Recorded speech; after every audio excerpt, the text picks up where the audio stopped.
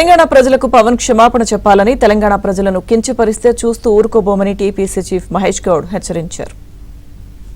మంచి నటుడు, మంచి ఆర్టిస్టు, ఎన్నో సినిమాల్లో హీరోగా నటించినాడు.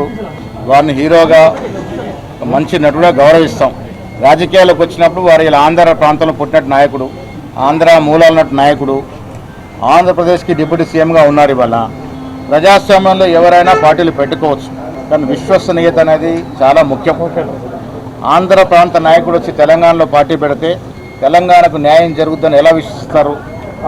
ఎవరో వెనక ఎవరో ఉండి వారికి అడ్రస్ లేక ఇక్కడ ఈ అడ్రస్తో, ఈ బినామీ అడ్రస్తో రావాలనుకుంటే ప్రజలు విశ్వసించే పరిస్థితుల్లో లేరు. తెలంగాణలో పుష్కలమైన నాయకత్వం ఉంది. ఇలా యువ నాయకుడు రేవంత్ రెడ్డి నేతృత్వంలో కాంగ్రెస్ పార్టీ ఒకవైపు అభివృద్ధి, ఒకవైపు సంక్షేమం. ఇలా ఇతర రాష్ట్రాలు, బీజేపీ పాలిత రాష్ట్రాలు కూడా తెలంగాణ వైపు చూస్తూ ఉన్నాయి. ఇంత గొప్ప సంక్షేమం ఇక్కడ జరుగుతూ ఉంది.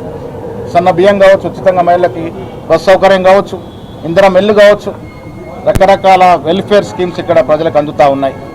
వేరే రాష్ట్రాలు తెలంగాణ చూస్తూ ఉన్నాయి. సో ఇక్కడ సమర్థవంతమైన కాంగ్రెస్ నాయకత్వం ఉంది. ఎవరిన్ని పార్టీలు పెట్టినా ప్రజలు ఎవరిని విశ్వసించరు. కాంగ్రెస్ పార్టీ ఇస్తున్న సంక్షేమం, కాంగ్రెస్ పార్టీ ఇస్తున్న అభివృద్ధి. వచ్చే ఎన్నికల్లో మాకు కనీసం 100 సీట్లు రేవంత్ రెడ్డి గారు మేమందరం కలిసి వచ్చే ఎన్నికల్లో కాంగ్రెస్ పార్టీకి 100 సీట్లు తీసుకొచ్చి మరొకసారి ప్రభుత్వంలోకి వచ్చి ప్రజల ఆకాంక్షలు, ఆశలకు అనుగుణంగా పనిచేస్తాం.